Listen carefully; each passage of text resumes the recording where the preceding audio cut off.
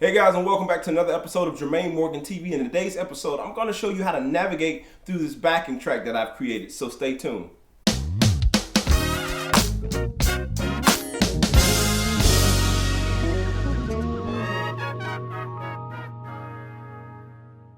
I know my church cats that have been playing in church for a while, you already know exactly what this is.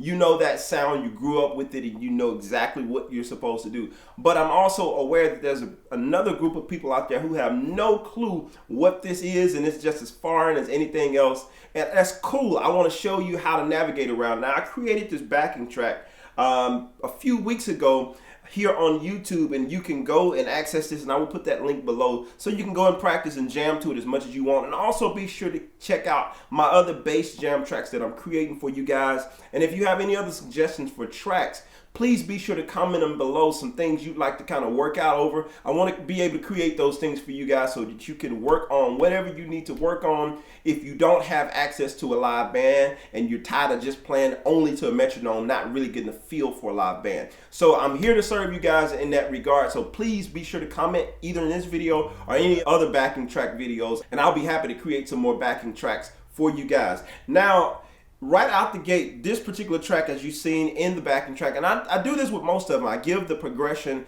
I show you what key it's in, and I show you going to the 4. For the people that don't know numbers, I get the notes up there, so you'll see it starts in the key of C, like this one here. So let's start the track and just follow it.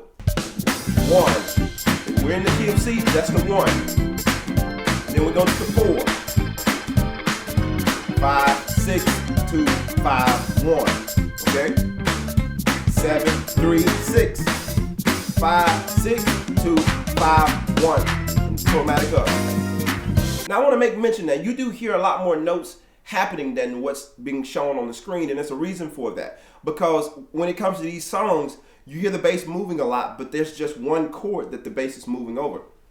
And just like walking bass in jazz or any other genre, the bass has to move over those notes. So when you see in C, I'm just moving over that C dominant.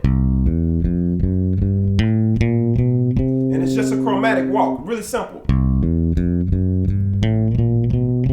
And then I'm going to the 2, 5, 1.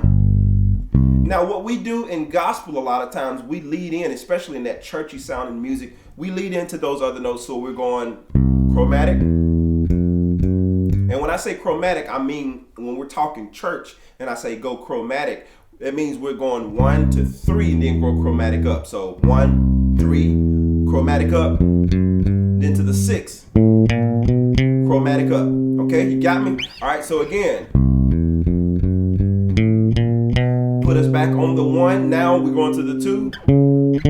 I'm just going half step up or chromatic to the 2. And I'm going to go to chromatic to the 5. So that means half step to the 5, back to the 1.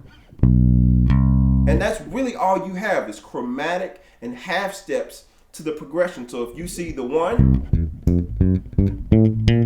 1, 2, 5, 1, 4. All of those were half steps.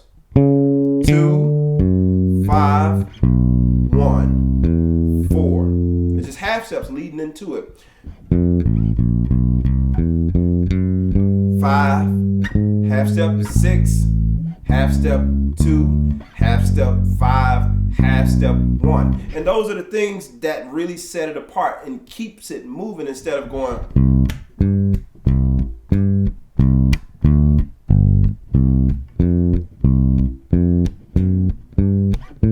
2, 5, 1, 5. You know, that feels a little bit more country. And the crazy thing is you can even get away with that if you add just a little bit more ghost notes.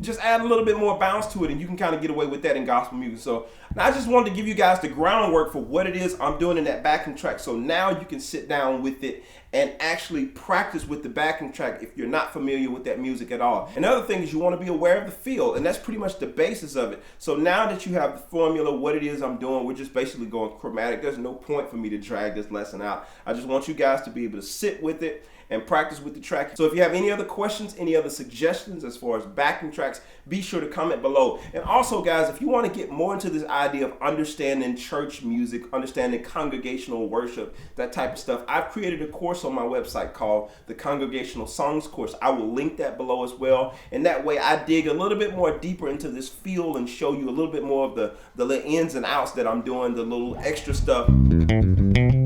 You know, all that little extra stuff that I'm doing, show you how to navigate around this type of music. So if you were to find yourself in that church environment, you're familiar with it, and now you've been culturized, if you will. So if you want to dig a little bit more into this lesson, be sure to become one of the monthly members. I invite you to do that. But if not, I will see you guys on the next video. Thank you, and be sure to check out all the backing tracks. Give them a thumbs up, give them a like, and let me know you were there. I'll see you on the next video. I'm out, guys. Peace.